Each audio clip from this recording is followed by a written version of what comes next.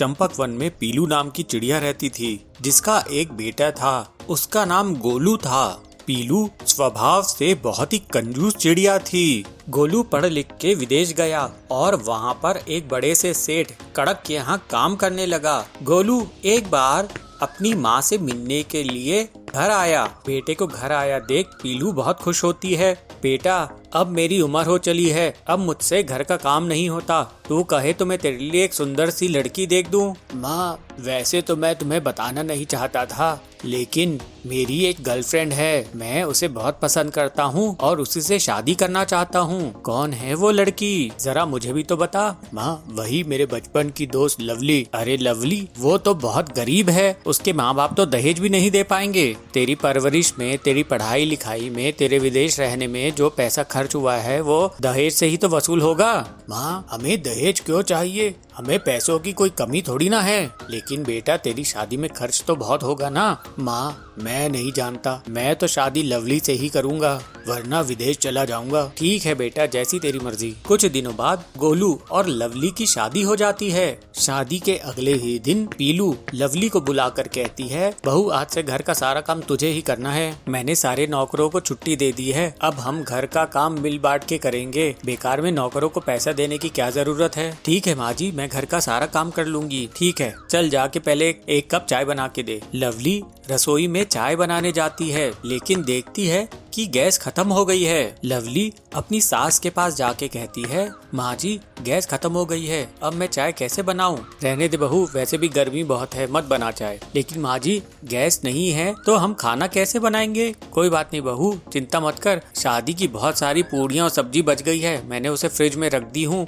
हम वही खाएंगे। हफ्ते भर तो वो चलेगी ही। अपनी सास की कंजूसी देखकर लवली हक्का बक्का रह जाती है। लवली अपने पति के पास जाती है, गोलू, तुम्हारी माँ कितनी ज्यादा कंजूस है, भगवान ही बचाए ऐसी सास से। मैंने अपनी पूरी जिंदगी में ऐसी कंजूस औरत नहीं देखी। क्यों, क्या हो गया? तुम्हारी माँ ने शादी की बची हुई सब्जी और पूड़ियाँ फ्रिज में रख दी हैं और उन्हें एक हफ्ते तक खाने के लिए कह रही हैं। ये सब मुझसे नहीं होगा, तुम जाओ और अपनी माँ को समझाओ। ये सुनकर गोलू को गुस्सा आ जाता है और वो अपनी माँ के पास जाता है। माँ, अगर गैस खत्म हो गई है तो मैं नया सिलेंडर ले आता हूँ। बासी खाना खाने की क्या जरूरत है? हमारी तबीयत खराब हो जाएगी, पेट खराब हो जाएगा। तुम्हारी उम्र तो देखो। अरे बेटा, शादी में इतना पैसा खर्च हुआ है, गैस सिलेंडर लाके और पैसा क्यों खर्च करना? जब घर में खाना है तो घर का खाना खाना चाहिए, उसमें क्या बुराई है? पर माँ, वो बासी खाना है। अरे, मैं कोई जबरदस्ती थोड़ी ना कर रही हूँ तुम लोगों से। तुम्हारा मन है तो तुम लोग बाहर खाना खा लो, लेकिन याद रखना उसमें भी बहुत पैसे खर्च होंगे। ऐसे अनाज फेंकने से क्या फायदा? मैं तो बस बहू को समझा रही थी।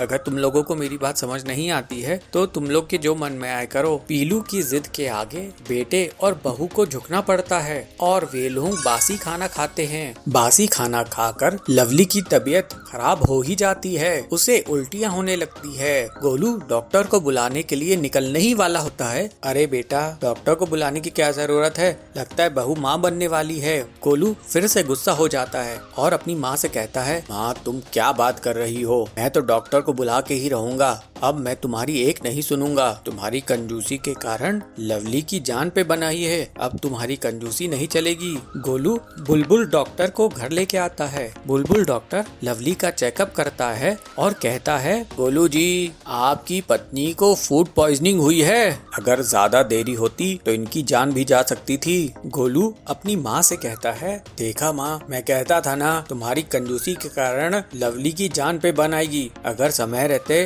डॉक्टर साहब नहीं आते तो क्या होता, जरा सोचो। ये सुनकर पीलू शर्मिंदा होती है और अपनी बहू से माफी मांगती है। बहू, मुझे माफ कर दे, मेरी कंजूसी के कारण तेरी जान पे बनाई। नहीं माँ जी, आप माफी नहीं मांगिए, लेकिन वादा कीजिए कि अब से जो जरूरी होगा उस पे खर्च जरूर करेंगी, अब कंजूसी नहीं करेंगी। ऐसा सुनकर पीलू खुश हो जाती है और अपनी बहू को गले लगाती है, अपने बच्चे और बहू के साथ सही व्यवहार करती है, कंजूसी छोड़ देती है। गोलू अपनी माँ और पत्नी को लेकर विदेश चला जाता है। अब वो खुशी खुशी रहते हैं।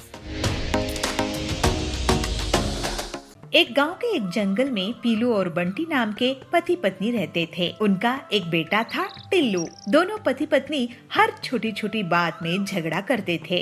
उन दोनों के झगड़े में टिल्लू बहुत परेशान होता था। एक दिन बबलू अपने बेटे को बर्गर लाके देता है, तभी वहाँ पीलू आ जाती है। सुनो जी, ये क्या बेकार की चीज खिला रहे हो मेरे बेटे को? मैं तो इसके लिए ताजी सब्जियों वाला नूडल्स बना रही हूँ, लेकिन आप जानबूझकर इसे ये बर्गर दे रहे हो जिससे ये मेरा हाथों का नूडल्स नहीं खा सके। टिल्लू, तू ये फालतू का बर्गर कचरे में फेंक दे। मैं ये बर्गर अपने बेटे के लिए सबसे महंगे फास्ट फूड रेस्टोरेंट से लाया हूँ, और तुम होती कौन हो मेरे बेटे को भड़काने वाली? बेटा, तुम्हारी माँ की मैगी को तुम गड्ढे में फेंक दो। ये सुनकर पीलू बहुत गुस्सा हो जाती है और एक बार फिर से दोनों पति पत्नी झगड़ा करने लगते हैं। मम्मी पापा, मैं बर्गर और नूडल्स दोनों खा लूंगा, आप लोग झगड़ा करना बंद कीजिए। इसके बाद टिल्लू बर्गर में नूडल्स डालकर खाने लगता है। एक दिन बंटी पीलू के लिए हलवा लेकर आता है। पीलू, ये देखो, मैं तुम्हारे लिए तुम्हारा फेवरेट हलवा लाया हूँ। वाह जी, मैं भी आपके लिए आपकी फेवरेट चाय बना रही हूँ। अरे वाह मम्मी पापा, आप दोनों कितने प्यार से बातें कर रहे हैं। आज टीवी में न्यूज आई थी कि लोगों को कंपनी से निकाल रहे हैं। क्या आपको भी नौकरी से निकाल दिए हैं क्या? हाँ, मुझे निकाल दिए हैं। अब घर का खर्च तुम थोड़े दिनों के लिए चलाना पीलू। अरे लेकिन ईएमआई कैसे भरेंगे? हम तो बर्बाद हो जाएंगे। मम्मी पापा, मेरे पास एक आइडिया है। आप दोनों मुझे नूडल्स और बर्गर खिलाने के लिए झगड़ा करते थे ना, और मैं दोनों को मिलाकर खा जाता था। नूडल बर्गर खाना मुझे बहुत पसंद है, और सभी को नूडल और बर्गर पसंद आते हैं ना। क्यों ना आप मिलकर इसी को बेचने का काम शुरू कर दो। हाँ, ये अच्छा आइडिया है। हाँ, सभी बच्चों को नूडल और बर्गर बहुत पसंद होते हैं। ऐसे कॉम्बिनेशन पूरे जंगल में कहीं नहीं है। हमारी दुकान खूब चल निकलेगी। और जल्द ही दोनों पति पत्नी नूडल बर्गर की दुकान शुरू कर देते हैं। पीलू वेज नूडल्स, एग नूडल्स और चिकन नूडल्स बनाया करती थी, और बंटी बर्गर बनाया करता था, और वो कस्टमर्स को सर्व करने लगे। इस तरह से दोनों की दुकान बहुत अच्छे से चल निकली। पीलू और बंटी का झगड़ा अब बंद हो चुका था। दोनों में प्यार बढ़ने लगा था और वो लोग बहुत पैसे कमाने लगे थे। बेटा टिल्लू, ये तुम्हारी ही आइडिया का कमाल है, जो नूडल बर्गर लोगों को पसंद आ रहे हैं। हम खुद नौकरी करते थे, लेकिन अब हम लोगों को नौकरी दे रहे हैं। मेरे लिए तो आप दोनों का प्यार से साथ रहना ही सबसे अच्छी बात है। मम्मी पापा, आप हमेशा से ऐसे ही रहना। फिर पीलू और बबलू कभी भी झगड़ा नहीं किए और सब खुशी खुशी साथ रहने लगे। अमीरपुर गांव में पीलू एक पानी पूरी का ठेला चलाती थी। पीलू पानी पूरी बेचकर अपना गुजारा किया करती थी। उसकी खासियत ये थी कि फायर पानी पूरी बेचती थी, जिसको खाने के लिए बहुत भीड़ लगी रहती थी। पीलू की बेटी पिंकी शहर में पढ़ाई करती थी। पढ़ाई खत्म होने के बाद वो गांव वापस आती है। मम्मी, आप ये पानी पूरी का ठेला बंद क्यों नहीं कर देती हो? बेटी, इसी से तुम्हारी पूरी पढ़ाई का खर्चा निकला है और ये घर भी इसी से चलता है। आगे तुम्हें भी ये काम संभालना है। मैं ये फालतू का काम नहीं करूँगी मम्मी। तुम शहर में जाकर बिगड़ गई हो। कोई काम छोटा बड़ा नहीं होता है। लेकिन पिंकी पीलू की कोई बात नहीं मानती है और एक दिन वो एक कपड़े की दुकान खोल लेती है। तो हरी तोती उससे पूछती है, ये कपड़े कितने के दिए पिंकी? जी आंटी, ये 1000 का है। 1000 का? दिखने में तो 200 रुपए का लग रहा है। इतना महंगा क्यों है ये? वो आंटी, मैं फैशन डिजाइनिंग करके आई हूँ ना, ये डिजाइनर कपड़े हैं। अरे हमें क्या करना, तू फैशन डिजाइन करी है कि नहीं? हमें तो सस्ते अच्छे कपड़े चाहिए। इस तरह से पिंकी को कपड़े के काम में नुकसान होता है और उस धंधे को वो बंद करना पड़ता है। इसके बाद पिंकी ब्यूटी पार्लर खोलती है और उसको उस काम में भी नुकसान हो जाता है, क्योंकि गांव के उधार में मेकअप करवाकर चली जाती थी और पैसे नहीं देती थी। इस पर वो रोने लगती है। माँ, मुझे माफ कर दो। मैंने तुम्हारे जमा किए हुए पैसों से 2-2 दुकानें खोली, लेकिन एक भी नहीं चली और पैसे भी डूब गए। अब तुम जैसा बोलोगी मैं वैसा ही करूँगी। देख बेटी, और तुमको पानी पूरी बहुत पसंद आती है और उसमें उधार भी नहीं होता है। मैं फायर पानी पूरी बनाती हूँ जो पूरे जंगल में कोई नहीं बनाता है। मैं तुझे वो सिखा देती हूँ। इस तरह से पीलू अपनी बेटी पिंकी को फायर पानी पूरी बनाना सिखा देती है और थोड़ी सी प्रैक्टिस के बाद पिंकी उसे बनाने लगती है। फिर पिंकी पीलू के पानी पूरी के ठेले में उसकी मदद करती थी। सारे पक्षी पीलू की बहुत तारीफ करते थे। इसको देखकर पिंकी कहती है, माँ, तुम ठीक कहती थी। कोई भी काम बड़ा छोटा नहीं होता है। तुमको यहाँ इतनी इज्जत मिलती है और मुझे कपड़े की और पार्लर की दुकान में नहीं मिलती थी। माँ, मुझे तुम पर बहुत गर्व है। अब से मैं भी लोगों को फायर पानी पूरी खिलाऊंगी। इसके बाद से पिंकी अपना सबक सीख जाती है और मेहनत से पीलू का साथ देती है। फिर दोनों माँ बेटी बहुत खुशी खुशी रहने लगते हैं। किसी गांव में रघु नाम का एक भालू बच्चा रहता था। उसका पढ़ाई लिखाई में जरा भी मन नहीं लगता था। पढ़ाई के नाम से बचने के लिए वह बहुत कुछ करता था। उसकी बहन पढ़ने लिखने में काफी अच्छी थी और वह अपने घर वालों की बात भी मानती थी। बेटा रघु, जितना खेलना कूदना जरूरी है उतना पढ़ना लिखना भी जरूरी है। अगर तुम पढ़ाई नहीं करोगे, हर समय बस खेलते ही रहोगे और अपने दोस्तों के साथ मस्ती करोगे तो तुम बड़े होकर कुछ नहीं कर पाओगे। बेटा, खेलने के साथ पढ़ाई पर भी उतना ही ध्यान दो तुम।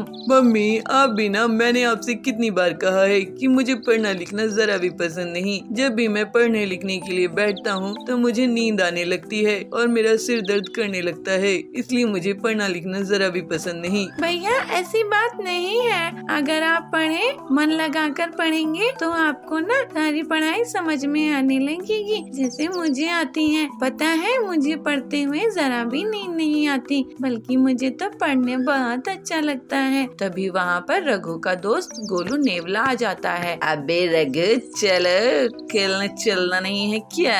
हाँ गोलू, रुको, मैं अभी आया। ऐसा कहकर वह अपने दोस्त गोलू के साथ खेलने के लिए चला जाता है और उसकी मासूमन ये देखकर बहुत दुखी होती है। अगले दिन रघु और आरती स्कूल जाते हैं। बच्चों, आज आप सभी के लिए एक बहुत ही अच्छी खबर है। पता है, प्रिंसिपल सर ने आप सभी बच्चों के लिए हमारे स्कूल में आज से लाइब्रेरी ओपन करा दी है। आज से आप सभी बच्चे लाइब्रेरी जाकर उसमें बुक्स पढ़ सकते हैं। ये बच्चे सुनकर बहुत खुश हो जाते हैं, मगर रघु को तो इस बात से कोई लेना देना ही नहीं था। मैडम सभी बच्चों को लाइब्रेरी में ले जाती है और सभी बच्चे अब किताब लेकर बैठकर उसे पढ़ने लगते हैं। मगर रघु को इतनी सारी बुक देखकर सर चकराने लगता है। यहाँ तो बस किताब ही किताब है, कुछ खेलने के लिए तो नजर ही नहीं आ रहा। मेरा तो यहाँ पर सर दर्द कर रहा है। तभी वहाँ पर मैडम आ जाती है और रघु से कहती है, बेटा रघु, तुम कोई किताब क्यों नहीं पढ़ रहे हो? चलो, मैं तुम्हें एक अच्छी सी बुक देती हूँ जिसे पढ़कर तुम्हें बहुत अच्छा लगेगा। ये लो रघु, हमारे इतिहास से जुड़ी बुक, इसे पढ़ो तुम।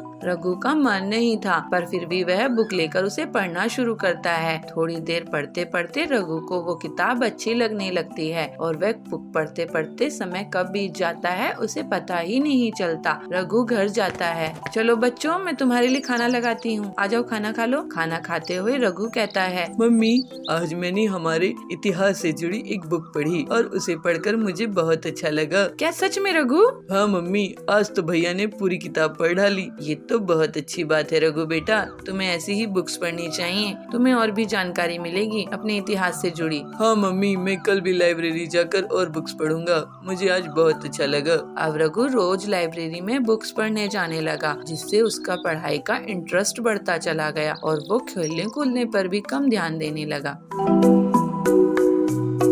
रॉकी नाम का एक भालू अपनी पत्नी और बच्चों के साथ रहता था। रॉकी भालू अपने बच्चों को पढ़ाने के लिए अपने इलाके के सबसे अच्छे स्कूल में भेजता था। स्कूल में बच्चों को बहुत कुछ सिखाया जाता था, स्पोर्ट्स एक्टिविटी, फूड एक्टिविटी और भी बहुत कुछ। टुन्नू खरगोश और पीहू लोमड़ी दोनों अपने अपने स्कूल के लिए निकल जाते हैं। भाई, आज हमारा स्पोर्ट्स का पीरियड है ना, तो क्या आपने अपने स्पोर्ट्स शूज ले रख लिए हैं? कल सर ने आपसे कहा था ना, अगली बार जब स्कूल में आओगे तो अपने शूज के साथ आना, वरना वे तुम्हें क्लास से निकाल देंगे। पीहू, तुम फिक्र मत करो, आज मैंने अपने शूज लेकर आया हूँ। आज सर मुझे क्लास से बाहर नहीं निकालने वाले हैं। चलो अब जल्दी से स्कूल चले, वरना लेट हो जाने की वजह से शायद हमें वो जरूर निकाल देंगे। हाँ भाई, जल्दी चलो। वे जल्दी जल्दी भागकर स्कूल समय पर पहुँच जाते हैं। अपनी क्लास में जाकर टुन्नू आज बहुत खुश था कि आज वह अपने स्पोर्ट्स शूज लेकर आया है और सर आज उसे इस बात के लिए नहीं डांटेंगे। कि तभी क्लास में मैडम सोना बिल्ली आती है और बच्चों से कहती है, म्याऊ। बच्चों, आज तुम्हारे स्पोर्ट्स टीचर किसी काम से बाहर गए हैं, इसलिए आज वे तुम्हारी क्लास नहीं ले पाएंगे। मैं आज तुम्हारी क्लास लूंगी और आज मैं तुम्हें फूड की क्लास दूंगी। फूड की क्लास? मगर मैम, इसमें आप क्या सिखाओगे हमें? आज बच्चों, मैं तुम्हें कुछ बनाना सिखाऊंगी जो आपके बहुत काम आएगा। अगर आपकी मम्मी किसी काम से बाहर गई हो तो आप खुद बनाकर उसे खा सकते हो और आप सभी को वे बहुत टेस्टी लगेगा। मगर मैडम, आप हमें क्या सिखाओगे? मैं आप सभी को सैंडविच बनाना सिखाऊंगी। सैंडविच बनाना बहुत आसान होता है। सैंडविच बनाना फिर तो मजा आ जाएगा, क्योंकि मुझे बहुत पसंद है। तो बच्चों, अब जल्दी से शुरू करते हैं। बच्चों, सबसे पहले हमें जो सामान चाहिए होगा वो है ब्रेड, प्याज, टमाटर, शिमला मिर्च, पत्ता गोभी और चटपटा मसाला। और हाँ, नमक तुम अपने स्वाद अनुसार डाल सकते हो। और हाँ बच्चों, टोमेटो सॉस भी, क्योंकि उसके बिना तो मजा आएगा ही नहीं। मगर मैडम, आपने चीज के बारे में तो बोला ही नहीं। बिना चीज के सैंडविच में क्या मजा आएगा? नहीं टुन्नू, ये एक हेल्दी सैंडविच है, इसलिए हम इसमें कुछ भी ऐसा सामान नहीं डालेंगे जिससे हमारी हेल्थ पर बुरा असर पड़े। चलो अब मैं तुम्हें बनाना सिखाती हूँ। जी मैम। सबसे पहले आपको ब्रेड लेना है, उस पर टमाटर, प्याज, शिमला मिर्च, उसके बाद पत्ता गोभी, उसके बाद ही मसाला और थोड़ी सी नमक, और फिर इसे ब्रेड से ऊपर से बंद कर दो और फिर इस पर टोमेटो सॉस लगाकर आप इसे खा सकते हो। सभी बच्चे मैडम की रेसिपी अपनी अपनी कॉपी में लिख लेते हैं। सभी बच्चे अच्छे से समझ गए होंगे ना? अब आप अपने घर जाकर अपने मम्मी पापा को ही ये बनाकर खिला सकते हो। लेकिन बच्चों, ये बनाते वक्त अपना ध्यान रखना, किचन में कोई भी ऐसा वैसा सामान नहीं उठाना, ठीक है? थोड़ी देर में स्कूल की छुट्टी हो जाती है और सभी अपने अपने घर चले जाते हैं। टुन्नू और पीहू भी अपने घर आ जाते हैं। बच्चों, जल्दी से मुँह हाथ धुल लो, मैं तुम्हारे लिए खाना लगा देती हूँ। नहीं मम्मी, आज आप हमारे लिए कुछ नहीं बनाओगे। तभी वहाँ पर उनके पापा रॉकी भालू आ जाते हैं और वे ये सुनकर कहते हैं, क्या हुआ बच्चों, रोज तो तुम घर आते ही खाना मांगते हो, आज तुम्हें कुछ बदले बदले से लग रहे हो। ऐसा कुछ भी नहीं है पापा। टुन्नू और पीहू दोनों मुंह हाथ धोकर किचन में जाते हैं और सैंडविच बनाने लग जाते हैं। दोनों जैसा जैसा मैडम ने बताया था वैसा ही बनाने लग जाते हैं और कुछ देर बाद बाहर आते हैं। पापा, मम्मी, आज हमने आपके लिए कुछ बनाया है। आज मैडम ने हमें स्कूल में ही बनाना सिखाया था। अच्छा, तभी आज तुम बदले बदले लग रहे थे। मम्मी, ये सैंडविच आपके लिए और पापा ये आपके लिए। पीहू अपने मम्मी पापा को सैंडविच दे देती है। दोनों उसे खाते हैं। अरे वाह बच्चों, ये तो बहुत ही अच्छा बनाया है तुमने। आज मुझे तुम पर बहुत गर्व हो रहा है मेरे बच्चों। पापा की ऐसी बातें सुनकर दोनों मुस्कुरा देते हैं। एक शहर में चीनू नाम का बंदर अपनी बहन सिम्मू और मम्मी पापा के साथ रहता था। उनके स्कूल में उन्हें उनके टीचर ने पेड़ों का महत्व बताया और उन्हें पेड़ लगाने के लिए कहा। पापा, हमें आंगन में पेड़ लगाने चाहिए। हमारे टीचर ने हमें बताया कि पेड़ बहुत जरूरी होते हैं और इनसे हमें फल और ऑक्सीजन मिलती है। सही कहा बच्चों, तुम्हारे टीचर ने तुम्हें सब सच ही बताया। वैसे तुम बताओ, तुम किस किस का पेड़ लगाना चाहते हो? पापा, मैं तो अनार का पेड़ लगाना चाहता हूँ। पापा, मैं आम का, क्योंकि मुझे आम खाने को मिल जाएंगे ना।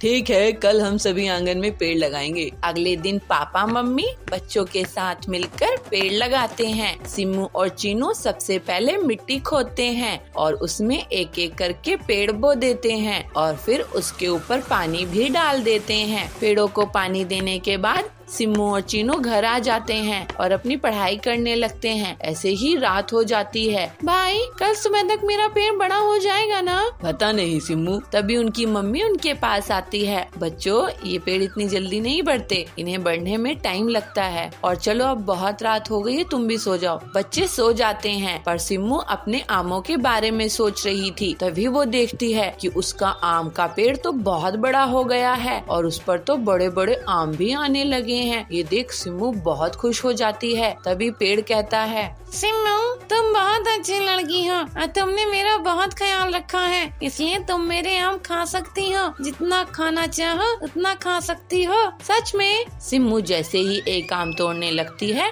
तो वो देखती है कि बहुत सारे पक्षी उस पेड़ पर आकर बैठ गए हैं और उस पेड़ के आमों को खाए जा रहे हैं और खाते खाते सारे आम खा जाते हैं। सिम्मा, सारे आम तो ये पक्षी खा गए, मुझे माफ कर दो, मैं तुम्हें अब एक भी आम नहीं दे सकता। लेकिन मैंने तो पेड़ लगाया था ना, तुम्हें जीवन दान दिया था और मुझे ही तुम आम खाने से मना कर रहे हो, ये सही बात नहीं है पेड़। सिम्मू रोने लगती है।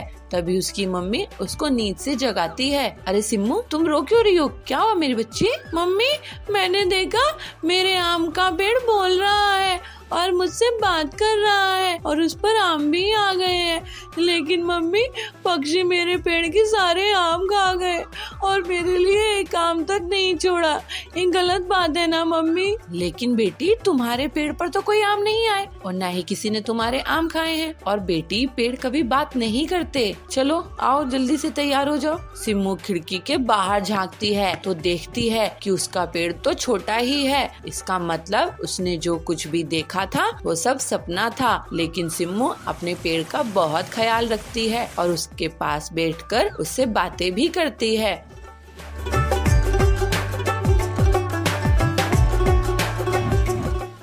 चीनू और पिंकी दोनों भाई बहन हैं और अपने मम्मी पापा के साथ रहते हैं। आज चिल्ड्रंस डे है, इसलिए सुबह सुबह उनके मम्मी पापा उनके पास आते हैं। हैप्पी चिल्ड्रंस डे बच्चों, आज बताओ क्या खाओगे? मैं तुम्हारी पसंद का ही खाना बनाऊंगी। मम्मी, आप आलू का पराठा बना दो, मुझे वो बहुत पसंद है। और चीनू तुम? मैं भी आलू का पराठा खा लूंगा, मुझे भी तो ये बहुत पसंद है। बाकी तो आज स्कूल में पार्टी रखी ही गई है, वहाँ भी तो बहुत कुछ खाने को मिलेगा। चलो बच्चों, जल्दी से स्कूल के लिए तैयार हो जाओ, मैं तुम्हें स्कूल छोड़कर आ जाता हूँ। दोनों बच्चे नहा धोकर जल्दी से तैयार हो जाते हैं। तब तक उनकी मम्मी आलू के पराठे बना देती है। दोनों पराठे खाकर स्कूल के लिए पापा के साथ निकल जाते हैं। पापा दोनों को स्कूल में छोड़ देते हैं। बच्चों, आज खूब मस्ती करना, आज तुम्हारा ही दिन है। बाकी मेरी तरफ से भी हैप्पी चिल्ड्रंस डे। पापा ऐसा कहकर अपने ऑफिस के लिए निकल जाते हैं और चीनू और पिंकी अपनी क्लास में जाकर बैठ जाते हैं, जहां वो देखते हैं कि आज उनकी क्लास बहुत ही सजी हुई है। फूल, मालाएं और रंगोली बनी हुई है। कुछ देर बाद उनके क्लास टीचर उनके पास आते हैं और उनसे कहते हैं, बच्चों,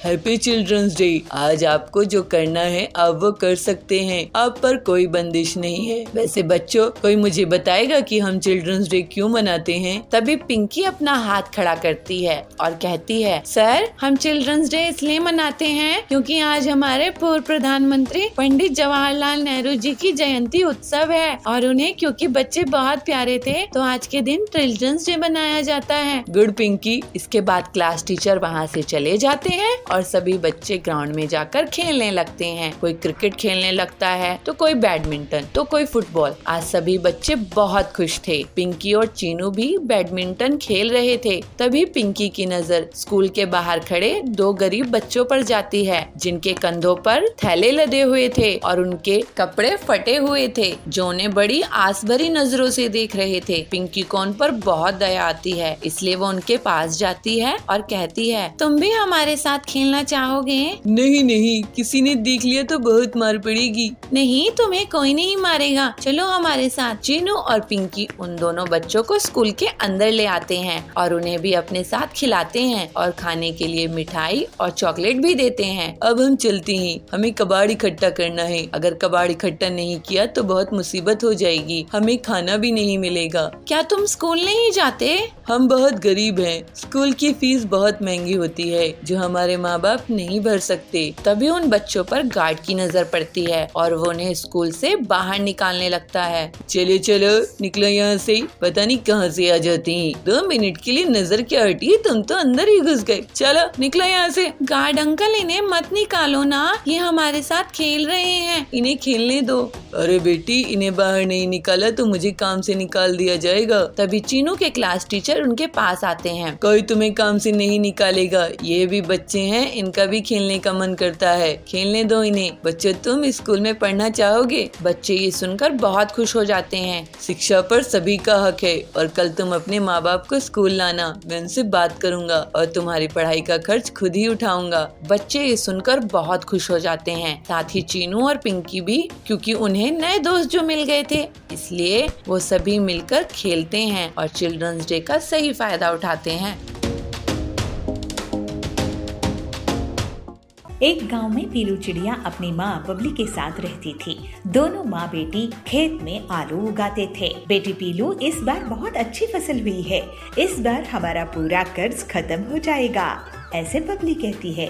तो पीलू बोलती है, हाँ माँ, इस बार हम अपना घर भी खरीद लेंगे। लेकिन जब माँ बेटी बाजार पहुँचती तो देखती है कि वहाँ पहले से बहुत आलू बेचने वाले किसानों की भीड़ है और उन्हें बहुत कम दाम मिल रहा है। तो पीलू कहती है, इतने कम दाम में तो हमारी मजदूरी भी नहीं निकलेगी, हम इतने कम दाम में अपने आलू की फसल क्यों बेचे? तो कड़क सेठ कहता है, देखो चिड़िया, बेचना है तो बेचो, नहीं तो अपने घर में इस आलू को रख लो और वहीं पर इसे सड़ने दो। लेकिन बबली और पीलू ने निर्णय ले लिया कि आलू नुकसान में नहीं बेचेंगे। फिर वो दोनों घर वापस आ जाती है। उनके पीछे सुंदरी कवि और हरिया भी आ जाते हैं। ये कड़क सेठ बहुत चालाक है, हमसे इतने सस्ते दामों में आलू खरीद रहा है, लेकिन बड़ी बड़ी कंपनियों को 10 गुना ज्यादा दाम में बेचेगा। 100 का माल 1000 रुपए में, ऐसे हरिया बोलता है। तो सुंदरी कहती है, लेकिन हम अगर आलू उसे नहीं बेचेंगे तो घर में रख कर क्या करेंगे? तो पीलू कहती है, हरिया काका, हम क्यों नहीं कंपनियों को सीधे आलू बेच सकते? नहीं, वो कंपनियां क्या करती है इन आलू का? चिप्स ही तो बनाती है ना, हम भी अगर कोशिश करें तो हरिया कहता है, अरे बेटी, इतनी मेहनत कौन करेगा, उसके लिए तो मशीन चाहिए होती है। तो सुंदरी बोलती है, मेरा भांजा बबलू इंजीनियर है, उससे पूछ कर देख सकते हैं। हाँ, अगर वो हमारी मदद कर दे तो बहुत अच्छा रहेगा। पीलू की बात सुनकर बबली कहती है, लेकिन हमने बहुत बड़ा खतरा मोल लिया है, अगर चिप्स बनाने की मशीन काम नहीं आई तो ये आलू ऐसे ही सड़ जाएंगे और हम दाने दाने को मोहताज हो जाएंगे। बबली बोलती है। इसके बाद बबलू उन सब से मिलता है। मैं आपको आलू चिप्स की मशीन बना कर दे सकता हूँ। ये सुनकर सभी बहुत खुश हो जाते हैं। इसके बाद बबलू के बनाई हुई मशीन से सभी के आलू काम में लगते हैं और आलू का छिलका छीलकर उनकी कटाई होती है, फिर धुलाई होती है और फिर उन्हें हवा के ब्लोअर से सुखाकर तलने दिया जाता है। हम सभी ने इसमें अपनी अपनी कमाई के पैसे लगाए हैं, ये हमें बहुत मुनाफा कराएगी। ये बात कड़क सेठ तक पहुंच जाती है। इस गरीब पिद्दी चिड़िया की इतनी हिम्मत, मुझसे फसल नहीं बेचा और खुद आलू की चिप्स बना रही है। मैं उसकी मशीन में आग लगा दूंगा, फिर देखता हूँ क्या करेगी। उस रात कड़क सेठ अपने आदमियों के साथ पीलू की मशीन को जलाने के लिए जाता है। बबलू उसे रास्ते में देख लेता है। अरे, इससे मजा चखाना होगा। फिर जैसे ही कड़क के आदमी मशीन में आग लगाने के लिए आगे बढ़ते हैं, उन्हें जोर से करंट लगता है और वो बेहोश हो जाते हैं। कड़क को भी चिड़िया पकड़ लेती है। कड़क सेठ, शर्म आनी चाहिए तुम्हें, हम गरीबों को नुकसान पहुंचाने आए थे। वो अच्छा हुआ बबलू जी ने तुम्हें देख लिया, अब तुम और तुम्हारे आदमी जेल में सड़ेंगे। फिर कड़क को जाबाज इंस्पेक्टर जेल में डाल देता है। अपनी बहादुरी के कारण बबलू पीलू को पसंद आ जाता है और पीलू की मेहनत देखकर बबलू उसको पसंद करने लगता है। फिर दोनों की जल्दी ही शादी हो जाती है और वो दोनों मिलकर सुंदरी और हरिया काका के साथ चिप्स की कंपनी खोल लेते हैं। इस तरह से बाकी के किसानों की भी मदद करते हैं।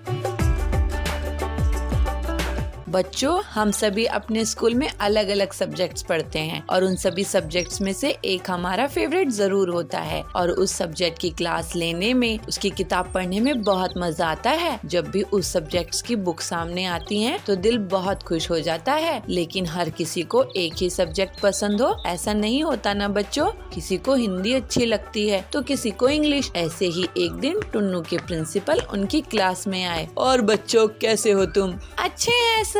Good morning sir. Good morning. तो बच्चों, आज हम जर्नल टॉपिक पर बात करते हैं। तो आप सभी मुझे बताओ कि आपका फेवरेट सब्जेक्ट कौन सा है? सर, मेरा तो फेवरेट सब्जेक्ट हिंदी है। हिंदी की कविताएं पढ़ना मुझे बहुत अच्छा लगता है और मुझे निबंध लेखन भी बहुत अच्छा आता है सर। सर, मेरा तो फेवरेट सब्जेक्ट इंग्लिश है। इंग्लिश में बातें करना मुझे बहुत अच्छा लगता है और मैं जब भी बोर होती हूँ तो इंग्लिश की बुक पढ़ने बैठती हूँ, जिससे मेरा मूड अच्छा हो जाता है सर। वेरी गुड पायल। सर, मेरा फेवरेट सब्जेक्ट मैथ्स है। ये सुनकर सभी हंसने लगते हैं। तभी एक शेर बच्चा कहता है, झूठ मत बोल टुन्नू, कल तो तू कहता था कि तुझे मैथ्स पसंद नहीं और इंग्लिश तुझे पसंद है। फिर अचानक से तेरा मन कैसे बदल गया और मैथ्स तेरा फेवरेट सब्जेक्ट कब बन गया? मेरा मन है बदल सकता है। कल तक मुझे इंग्लिश अच्छी लगती थी पर आज से मैथ अच्छी लगती है। झूठ बोल रहा है सर ये। अच्छा ठीक है, शोर मत मचाओ। टुन्नू, अगर तुम्हें मैथ्स इतना ही पसंद है तो तुम ये सवाल सॉल्व करो। क्यों नहीं सर, अभी करता हूँ। टुन्नू ब्लैक बोर्ड के पास जाता है और बोर्ड पर लिखा वो सवाल 2 सेकंड में सॉल्व कर देता है। ये देख सभी हैरान रह जाते हैं। पर टुन्नू का मैथ से प्यार यहीं तक सीमित नहीं था, बल्कि बहुत आगे तक था। एक दिन टुन्नू के घर कुछ मेहमान आए और टुन्नू उनकी गिनती करने लगा और मम्मी के पास जाकर बोला, मम्मी, टोटल 18 लोग आए हैं और जिसमें 12 बच्चे, 7 आदमी और 6 औरतें हैं। अरे वाह टुन्नू, तुम तो बहुत तेज हो। हाँ मम्मी, आप पर गया हूँ ना इसलिए। एक दिन टुन्नू मम्मी के साथ बाजार गया, जहाँ उसने हिसाब चंद ही मिनटों में कर दिया। मम्मी, टमाटर हुए 60 के, आलू 50 के और नींबू 20 के और प्याज 40 की और भिंडी 20 की। टोटल मम्मी 190 रुपए हो गए। आप इन्हें 200 रुपए दे दीजिए, ये 10 रुपए आपको वापस कर देंगी। टुन्नू का ये हिसाब देख सब्जी वाली भी हैरान हो गई और वो बोली, अरे वाह बेटे, तुमने तो एकदम सही बताया, पर इतनी जल्दी तुमने हिसाब कैसे लगा लिया? हाँ आंटी, मैं मैथ्स में बहुत तेज हूँ ना, इसलिए मैं चंद ही मिनटों में हिसाब लगा लेता हूँ। नंबर्स मुझे बहुत पसंद है। टुन्नू मैथ्स में तो बहुत तेज होता जा रहा था, पर बाकी सब्जेक्ट्स में उसके नंबर अच्छे नहीं आ रहे थे। इसलिए उसकी टीचर ने उससे कहा, टुन्नू, अच्छी बात है कि तुम मैथ्स में तेज हो, पर बाकी सब्जेक्ट पर भी तुम्हें ध्यान देना चाहिए। हिस्ट्री भी पढ़नी चाहिए, इंग्लिश भी जरूरी है और हिंदी भी तो बेटा। लेकिन मैडम, मुझे मैथ्स बहुत पसंद है। अच्छी बात है बच्चे कि तुम्हें मैथ्स पसंद है, पर बाकी सभी सब्जेक्ट्स की भी तो इम्पोर्टेंस है ना, इसलिए सभी पर आपको इक्वली ध्यान देना चाहिए। समझ में आई बात? ठीक है मैडम, मैं आपसे इन सब सब्जेक्ट्स पर ध्यान दूंगा। Yes Tunnu, that's good for your health. बच्चों, इस कहानी से हमें ये सीख मिलती है कि हमें केवल एक ही सब्जेक्ट पर ध्यान देना नहीं चाहिए, बल्कि सभी सब्जेक्ट्स पर ध्यान देना चाहिए, क्योंकि हमारी क्लास में हमें सारे सब्जेक्ट्स पढ़ने पड़ते हैं और अगर एक भी सब्जेक्ट छूट जाए या एक भी सब्जेक्ट में हम अच्छी परफॉर्मेंस ना दे पाए तो हम फेल भी हो सकते हैं।